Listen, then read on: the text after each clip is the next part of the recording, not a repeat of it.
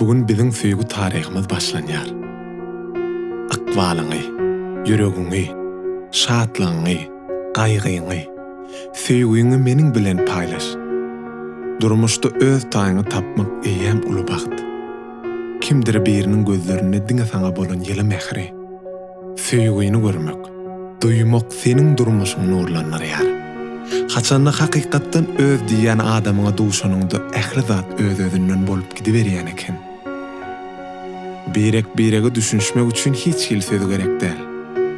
Ol seniň ýüregiň şady, göňüň ganaty, galamyňa ilham. Onuň gülküsi iň owadan aýdym. Ähli zatdan aryp, ruhdan düşen günüňde bolsa, durmuşa täzeden aşyk bolmak üçin onuň söýgüden doly gözlerine seretmek ýeterlik. Her hili bolmagy mümkin. Bu durmuş. Ýöne biz bile bolsak hemme zadyň bolmalysyndan hem has gowy boljagyna inanýan. Sen ýanymda bolsaň men hemme zady gaýl. Sen ýanymda bolsaň men hemme zady taýyn. Gözlerimde gördüm bagtymy. Sen ömrümün sönmez ýyldyzy.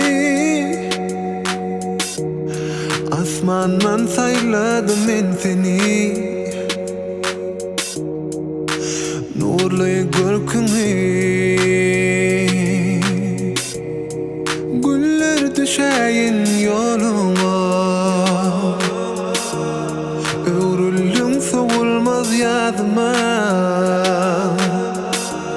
Goşul gelýär satyna, gelýär satyna. Bebe